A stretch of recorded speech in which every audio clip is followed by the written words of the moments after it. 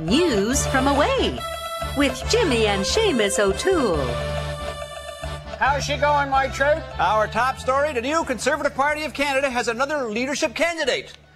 Belinda Stronach. She's female, under 50, and has done the impossible. She's made Stephen Harper look exciting. NASA announced a Hubble telescope will be put out of action. This is terrible news for Conservative Party leadership hopeful Tony Clement. The telescope was the only thing powerful enough to spot one of his supporters.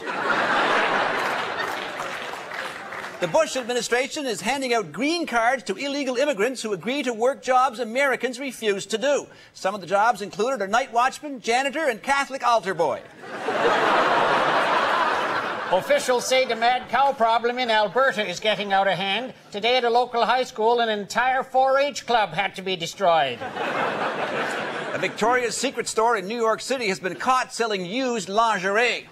Ladies, this means that thong you just bought could have been a pair of boxers.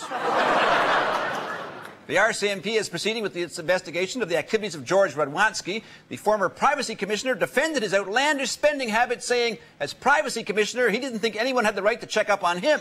Prime Minister Martin said the government should never have appointed anyone who looks like an Ewok with glasses.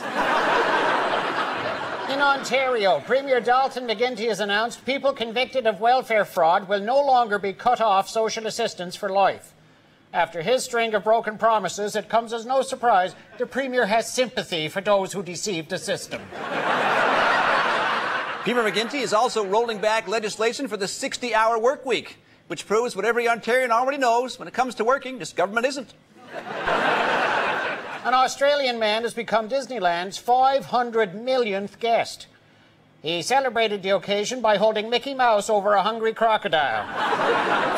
In other news, 10 mail carriers in Hull, Quebec are in trouble after refusing to deliver mail in minus 40-degree temperatures.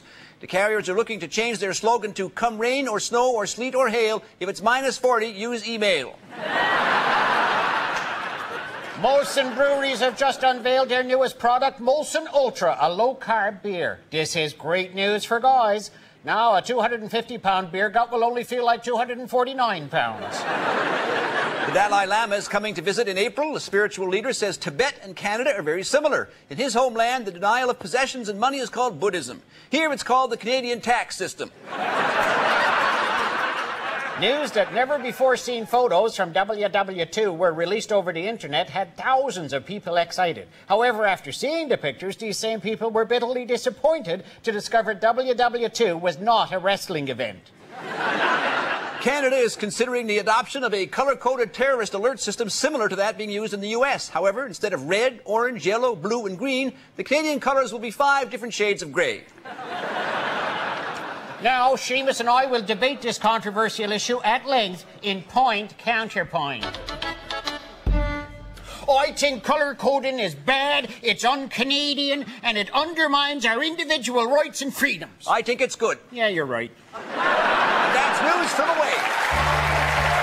Let's go, Seamus.